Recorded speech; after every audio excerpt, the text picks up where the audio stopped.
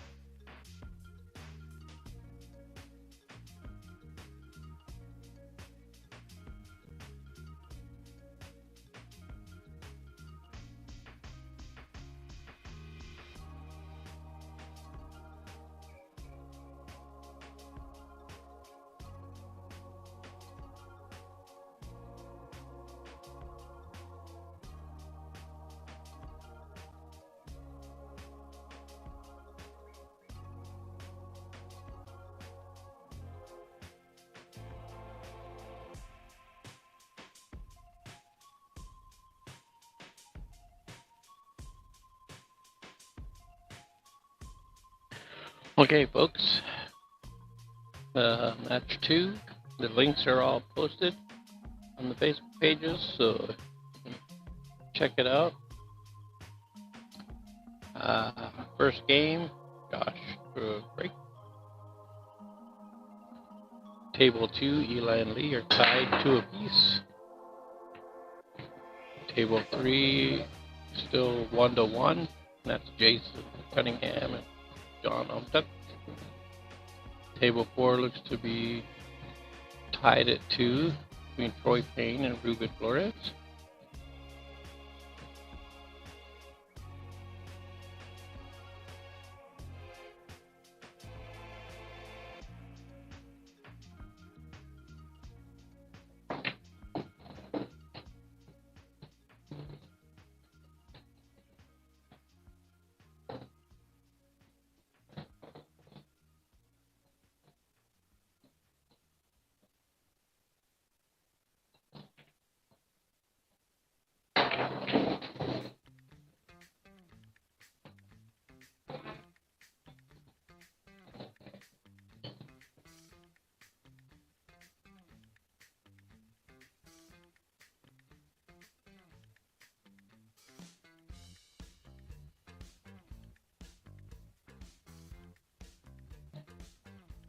Okay, Josh got a little too much speed or a little bit too much spin.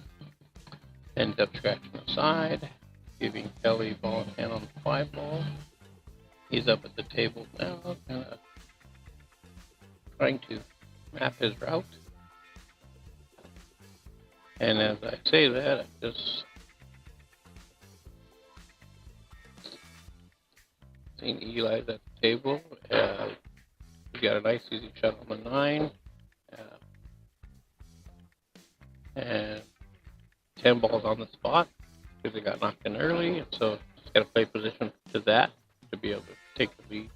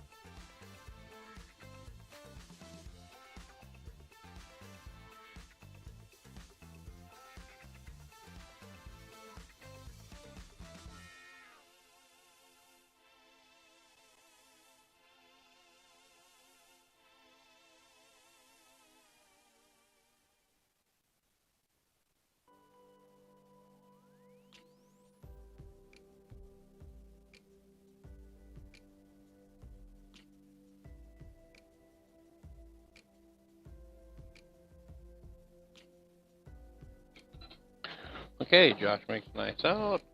Take the lead 1-0. Eli missed the 10 ball, leaving a nice, decent shot for lead. He pockets it to take the lead 3-2.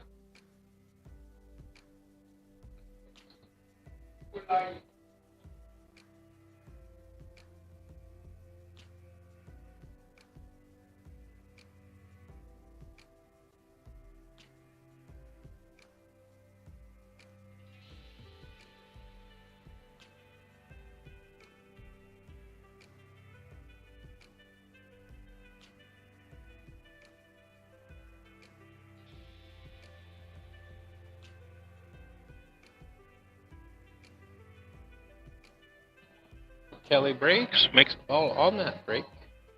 Doesn't have the easiest shot on the 1, and the 2, in relation to the shot on the 1, is in a very tough spot.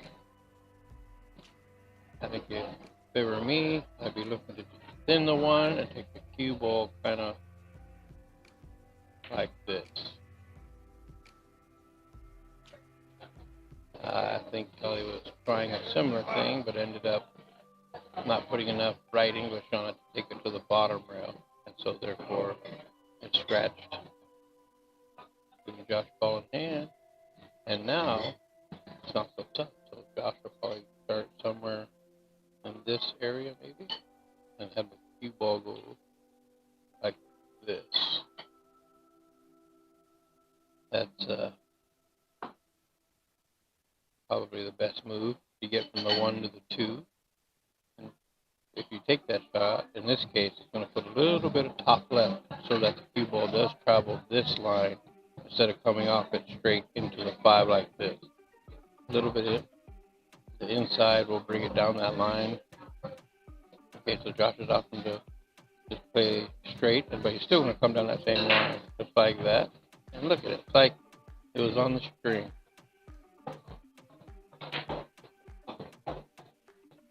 The downside to being where he is versus like more to the rail is no real angle.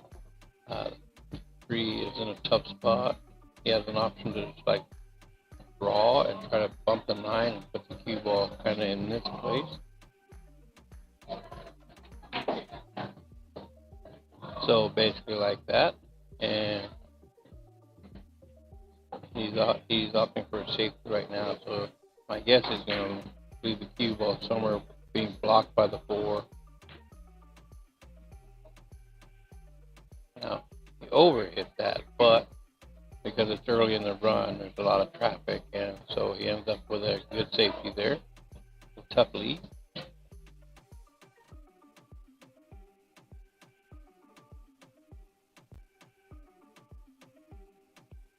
Kelly's opting for the jump, but as you see this jump, he's got a quarter of the ball. For me, I would be wanting to kick more this way at a bigger target. But to Kelly's credit, he hit that. He hit as much as the 3 as he could, so he did jump on an accurate line that he chose. And he ended up leaving a very tough hit for Josh. So Josh is going to probably come off the bottom rail since he didn't grab his jump cue. He's going this way. Now, the larger of the 2 pockets in this case is the corner. So he did call this corner. So if he hits the 3 full, he'll have a decent shot at pocketing that up there.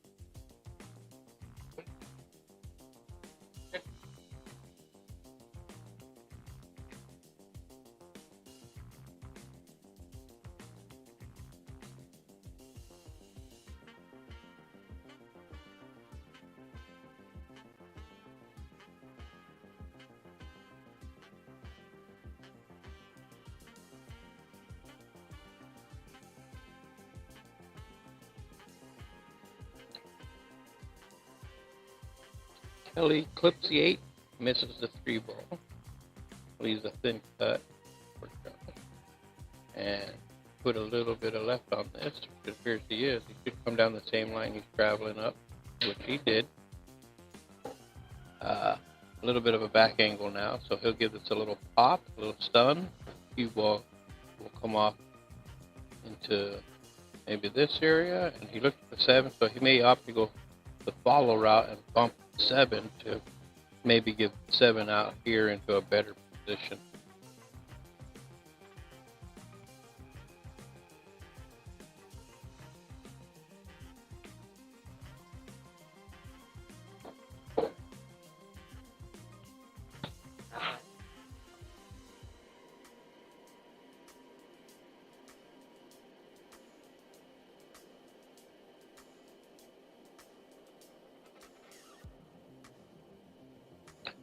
Okay, so Josh has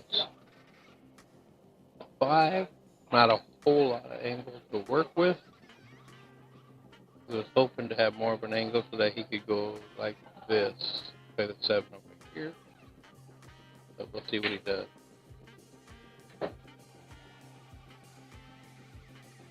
Okay, so he was opting for the 2 rail option. He came up short. He was looking to get this area. He can still go for this shot to this corner if he wants to, or he can play safe, clip up the 7 and pick a cue in here. So that option is available as well. I think I like the safety option because it's a higher percentage, but Josh plays kind of aggressive, and when he's feeling it, typically goes for it. So instead of parking behind the 10 and the 8, he decided to go to the bottom and try to use the 9 as a blocker. Did not quite get there, but what works in his favor is in the position to the 8, Kelly needs to be more on the lower half of the table, but he cannot really draw because of the 7 and the scratch. And as you see, he caught the point, comes out, does not have a shot on the 8.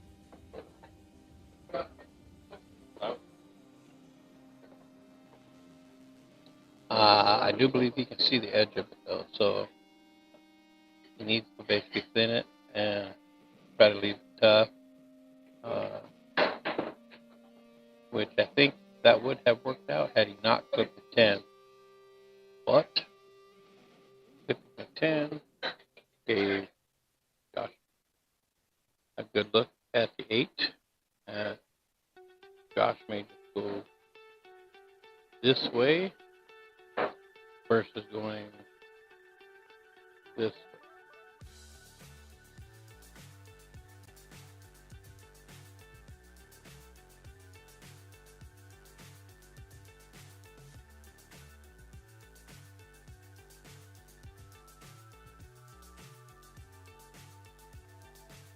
Okay, there's natural 2 rail shape, 2 rails like this.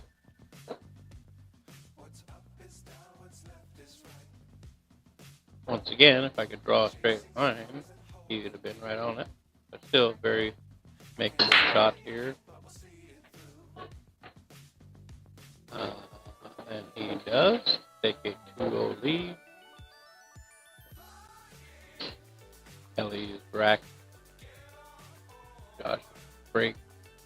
I just realized I've been saying racket and break because last weekend we had the women's Queen of the Valley tournament, and it was rack your own, but only because that was 8 ball. This being 10 ball with magic racks, it's opponent rack.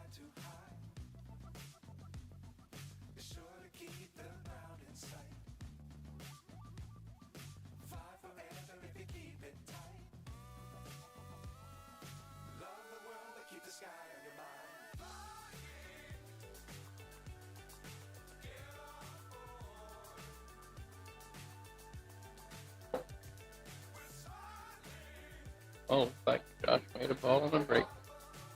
Does not. That 1-4 right here. I don't know if that's wired, but it should be close enough that Josh goes for the 4. I can tell you Eli won a game over there on table 2, so it's He and Lee are tied at 3.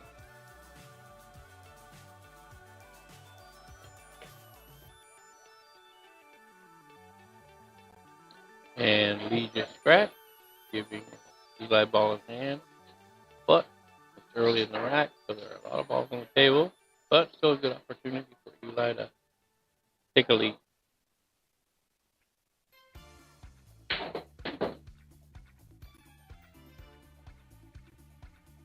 So when you play combination shots, not only do you got to aim it correct, but you also want to play shape for where the first ball is going to end up. Josh failed to negotiate that on this particular shot, and therefore he's left with a kick shot. In this case, he's probably going to go to the bottom, come this way, just because it allows for separation between the cue ball and the 1 ball. He will hit this, and anytime you kick, you want to call a pocket just in case it does go in. But as you can see in this case, he did get the separation. He left a makeable shot, but due to the distance, that makes that shot a little bit more difficult. And then in position where the 2 is, Kelly can either load up with inside and check the cue ball this way,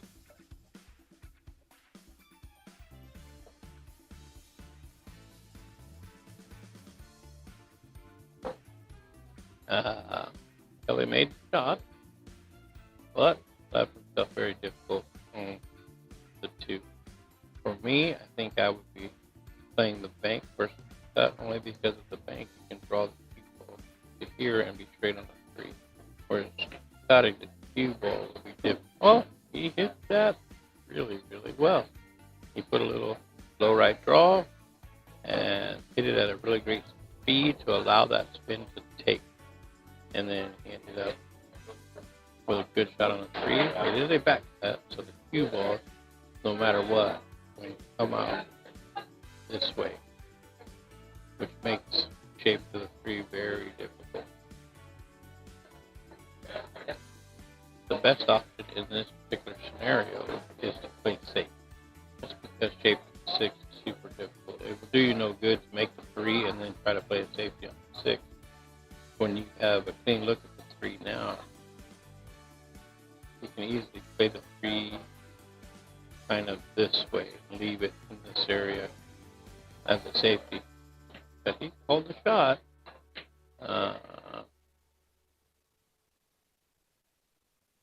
Ended up not making it, but pretty certain this will be a safety, and the cue ball is going to be like right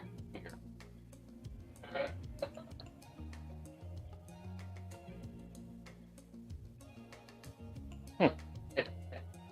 Must have read my mind, or I read his, either or.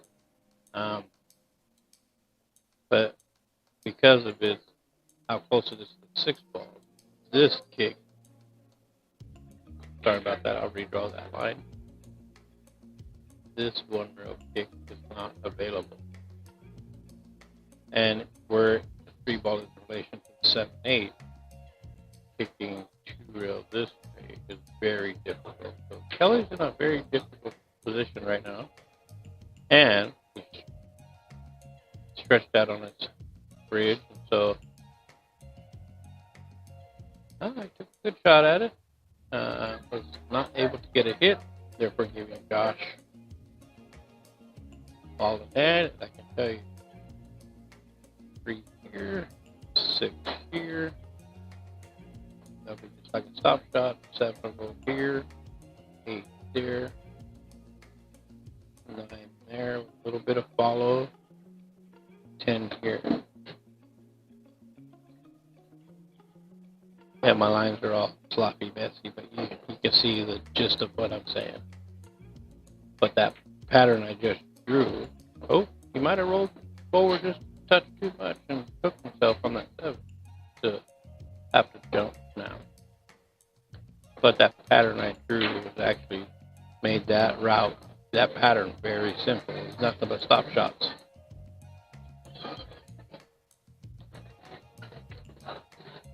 Okay, so he wasn't hooked, but because of that angle, now he has a back cut on the 8, and his best bet is to get below the 9, unless he wants to swing the cue ball around. And those of you watching, Eli just got out on the table 2 to take the lead 4-3.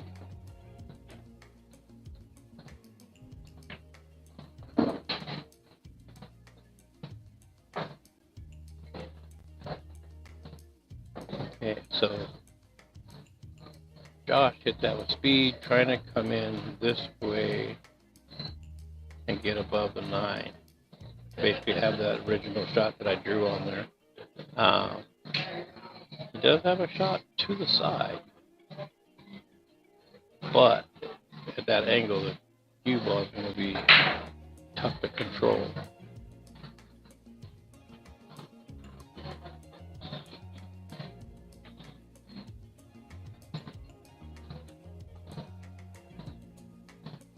Okay, so Josh opted for the taker out, trying to get behind the 10 ball. Left it, hit it a little too hard, so it passed the 10. But because of that, the 9 ball ended up on the top rail on the first diamond, and it does appear to be on the rail. So if you have the rail first cut in your bag, then this is your shot. And it looked like Kelly knows that shot, but hit it so thin, the 9 ball ended up sliding over and hanging in the pocket. So we'll see if Josh can get this game and go up 3.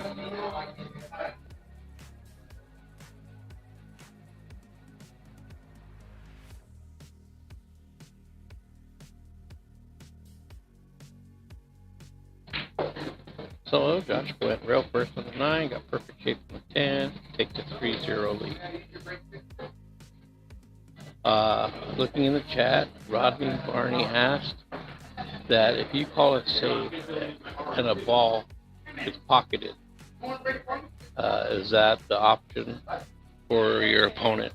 And the answer is yes. You cannot call safe and pocket balls intentionally or otherwise.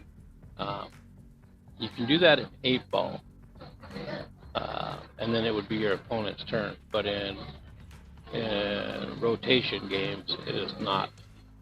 So yeah, if you were to play safe, call safe, pocket a ball, then your opponent would have the option to shoot or make you shoot again. So keep that in mind so that you don't put yourself in that predicament.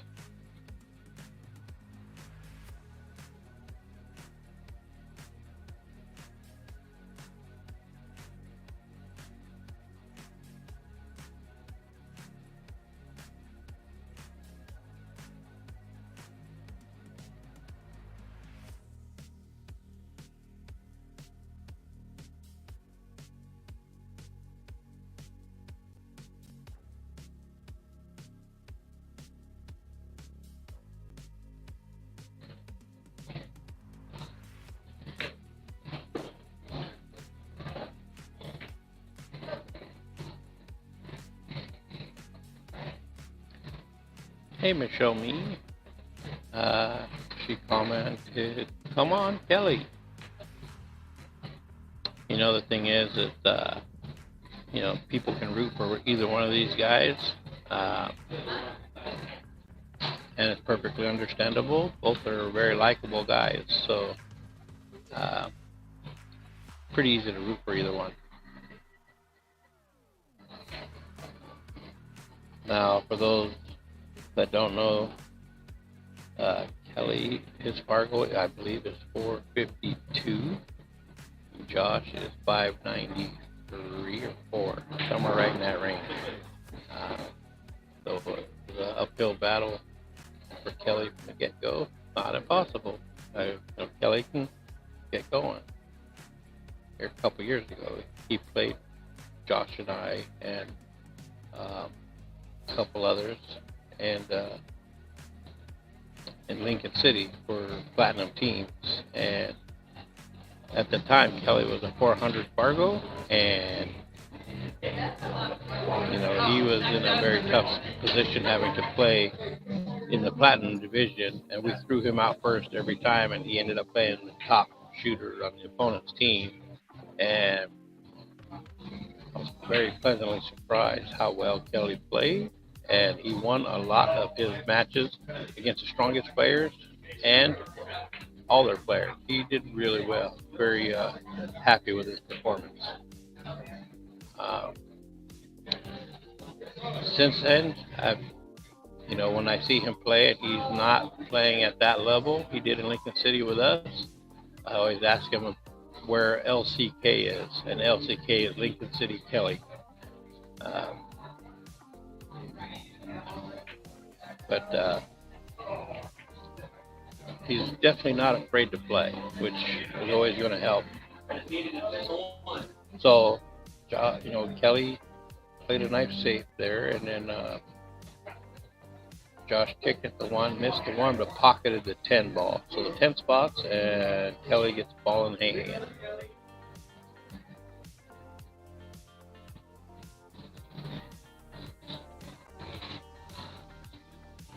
Yeah, Jeff or me, JC, you're aware who that player is, and JC has defeated Kelly in 2 separate BFS matches. Kelly was in both, but JC just put it together correctly and got nice wins on both matches. So kudos to JC as well for working on his game and improving.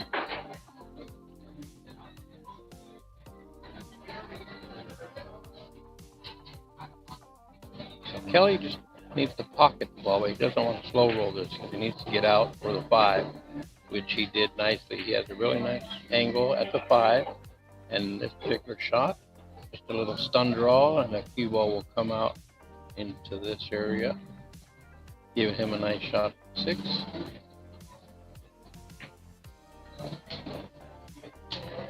So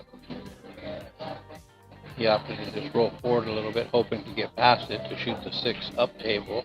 But as you can see, the angle forced a bump on the 6, pushed it to the rail, leaving Kelly very difficult right here. So this would be a spot where you want to play a safety, not try to get overly aggressive, because then a sellout is very possible. But he's up for the safety, which is a good call.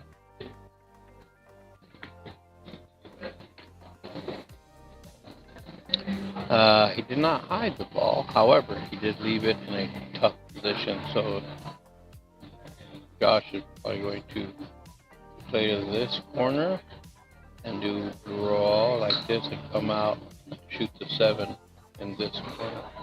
That would be my guess. And Rodney Barney is asking if this tournament has a 3 foul rule. Yes, it does. It's not typically a thing in this town or in the valley. You don't really ever see tournaments with it. Our league, our 9-ball league, 10-ball league don't have it. But I'm going to incorporate it in tournaments more and more, because Lincoln City 9-ball has a 3 foul rule, and we've had players caught off guard or caught by surprise by it. And we need to incorporate it more so that everybody gets a little experience with it. That way, no matter where they go and play, it will not become a factor.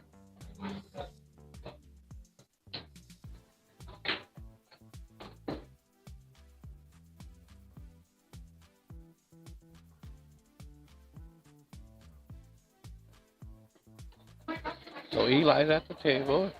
He just pocketed a ball and overhit it and left himself very difficult on the 9. In fact, I think he might even be hooked, but to the point where he can go past the 10 and do a 1-rail kick at the 9 into the corner, which he has called.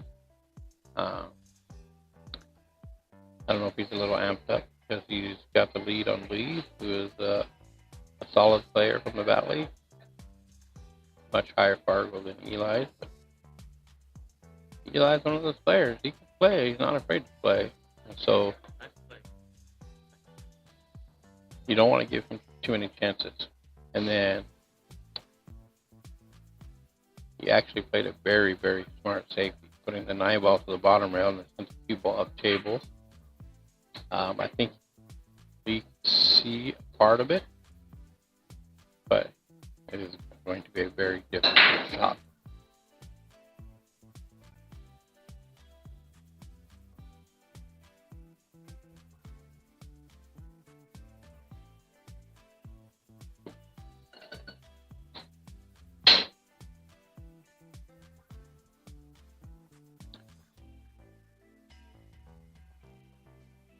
Okay, Lee went to thin the 9 ball and send the cue ball up table. He was able to get it, but got unlucky there with the cue ball hit the point of the side pocket. Came back down, giving Eli a shot. Not the easiest of shots, but it's a shot.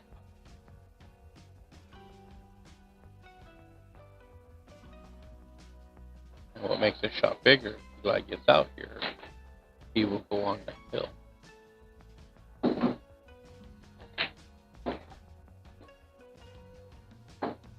Okay, so he did not like the shot, considering how he had to stretch out and everything else. So he played it safe, leaving Lee a bank in the side. 9 ball and cue ball are in line with each other, about a little over a diamond below the side pocket. But they are in line with each other. So the bank is available to the side. I don't know if Lee's pretty aggressive, so he may fire at this, but we shall see. On this table, Ellie is hooked, makes a great jump, gets a great hit on the 7. Lee did not fire at it, he opted for a save, did not get it, left Eli a shot to the corner pocket. Eli needs to just come down, pocket the ball, don't try anything fancy.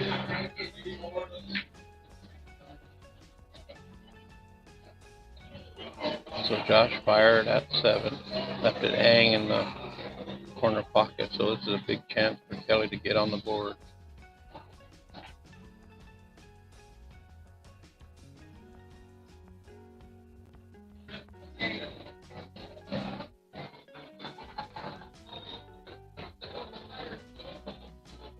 Thank you, though.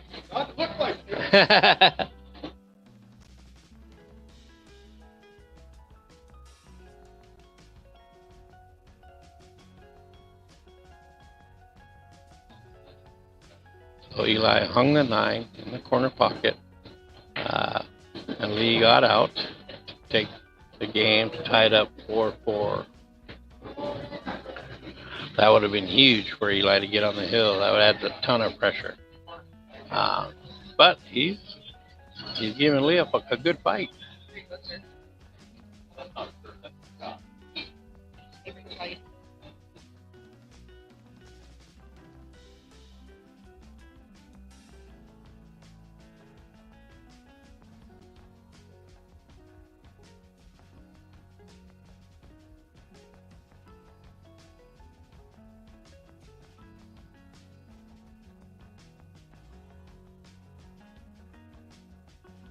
All right, so this will be a natural shape. Cue ball's going to come this way out. Oh, look at that.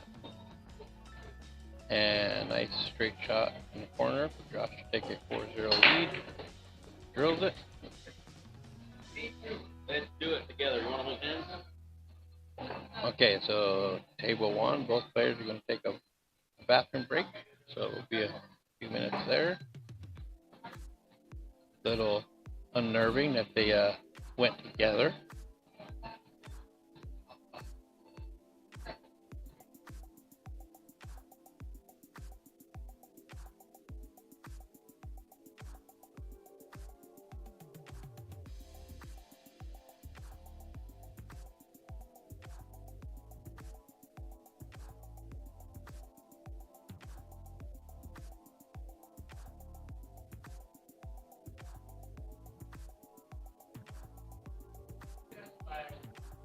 So Lee just pocketed an early 10 to take the lead and get on the hill first. He's up 5-4. Table 3, Jason and John are tied at 3 apiece. table 4. Somebody's on the hill. It is 5-3. Not sure who has the lead.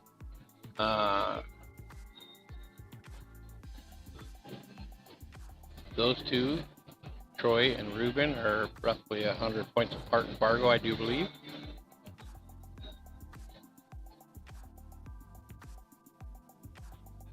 Now, Fargo rate can be a little misleading because it all depends on performance in the moment.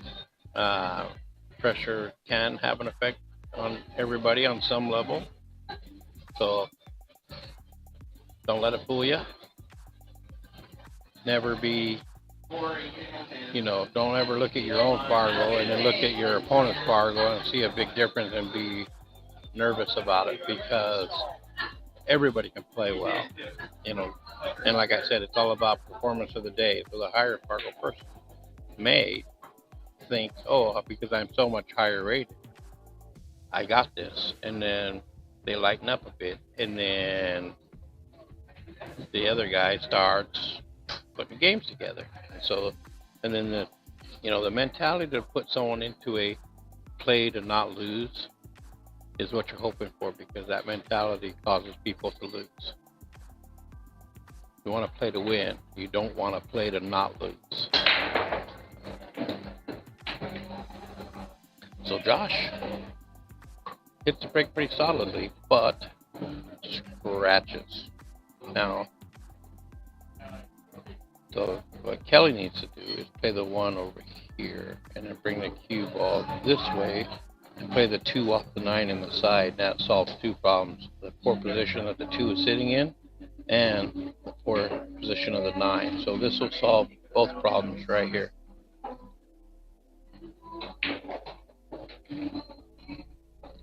Okay, so Kelly hit the 9 full and ended up basically rolling the 9 down. So Josh has to consider how to pocket this 2 and get out of there for the 4, which is right here. Yes, Michelle, they are bathroom buddies. They both came out smiling, so it must have went well.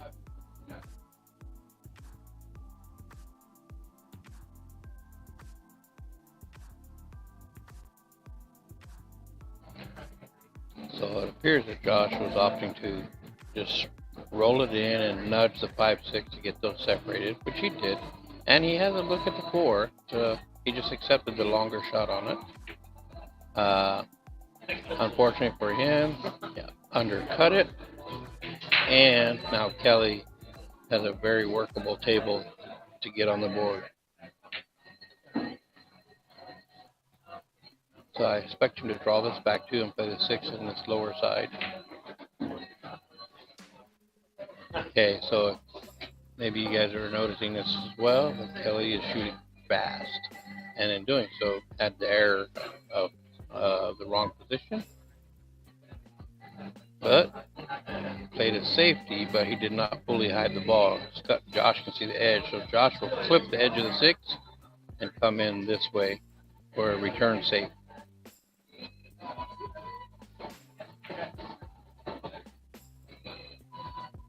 Now he overhit that a little bit, and I don't know if Kelly can see the edge of the 6. And apparently he can. He's going for it, and so he can. And he was trying to roll the 6 behind the 8 and almost got there. Now with the 7 being able to go to this pocket, the angle he's sitting at, I would expect Josh to draw this like that.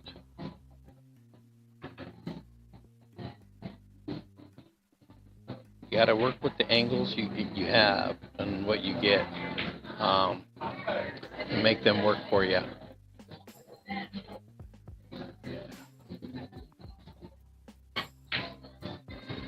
So that's exactly what he tried, but he ended up missing.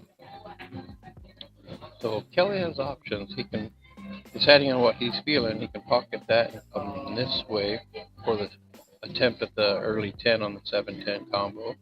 Or he can come this way and play the 7 into this bottom corner pocket.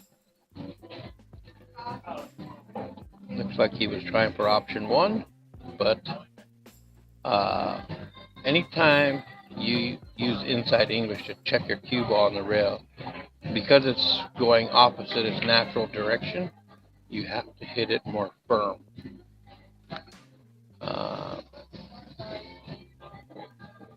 And he did not. So when it checked up on the rail, it just died and came up really short. And then he did attempt to cut, missed it, but scratched. So I can tell you, Josh will more than likely come this way. Okay, I was wrong on that one. But he hit that at a perfect speed. Just roll forward for the 9.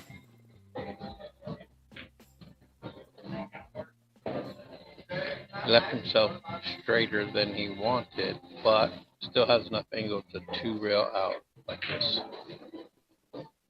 Just like that. And that's another really nice shot, similar to last game's, and he'll go up 5-0.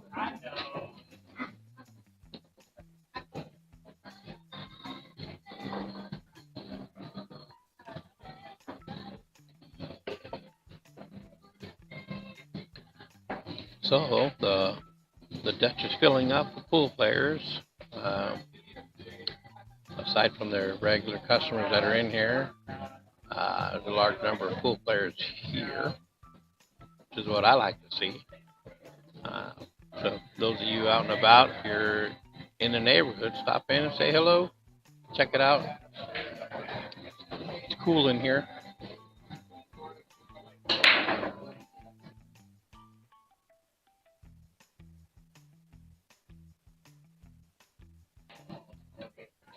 Kelly made the ball on the break. He does not see the 1, so you might have to roll out or push out. Those who are unaware, in 9-ball and in 10-ball, after the break, if there's no shot you like, then you have an option of a roll out or push out. Both terms are acceptable. And you can do anything you want. You can pocket balls. You can, just like he did in this case, he completely missed the 1, which is fine, because in that sense of the push or roll out, you do that and you put the cue ball in a position, and then your opponent can come and take a look at that and decide if they want to shoot, or they give it back to you and let you shoot again. Now, I can tell you, if the 10-ball or if you're playing 9-ball, if one of those were to be sitting in a pocket, then your chance of you getting a hit are slim, and you don't want to foul and give them a nice easy game, then you can call push out and then pocket that ball, and then it would spot, but they would still have the option to shoot or give it back to you. If you pocket any of the other balls, those stay down and the options are still there. Only the money ball, the 9 or the 10, would spot. Now, I've actually heard people ask before if there was 3 foul and 8-ball, and I can tell you there is not. You can foul over and over and over and over again. I don't advise it, but you can and not lose the game in the sense of, too many fouls. But if you continue to foul a bunch, I can promise you will lose the game. But in 9 and 10 ball, if the 3 foul rule is in effect, then you can lose with 3 consecutive fouls. Now, they have to be consecutive by the same player. And so as the shooter, you don't have to play 3 consecutive safeties to get them to have 3 fouls. You can, play a safety, get ball in hand, shoot a couple balls, play a safety, get ball in hand, and that would put them 2, because the 2 times they shot were both fouls. So they have 2 consecutive fouls. And at that point, before they shoot a 3rd time, then you would have to tell them that they are on 2. And then if they were to foul again, that would be their 3rd consecutive, and that would be a loss of game. Now, if you fail to inform them of that, and they fouled again, they would remain on 2. At any point, if they were to get a hit, a legal hit, then they would reset back to 0.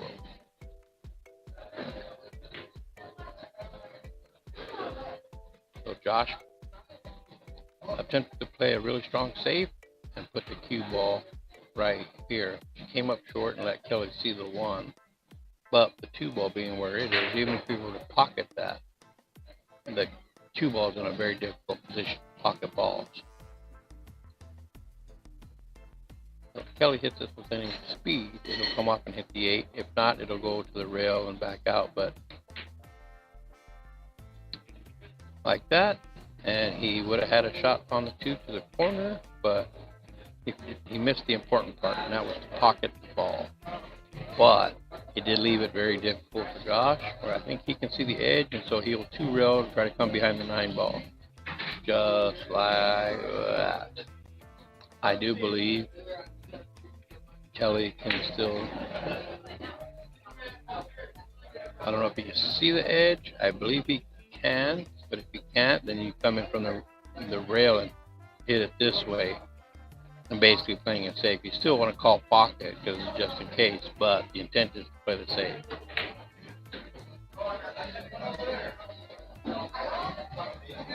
Okay, so in 10 ball, when you pocket the ball into a different pocket, so basically slopping it in, your opponent has the option to shoot or to let you shoot.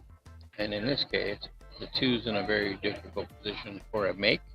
So I expect Josh will probably stop shot it, leave the 2 ball right here, and the 2 ball will come out somewhere up in here, maybe in this area, something like that, but he's going to force Kelly into another safe.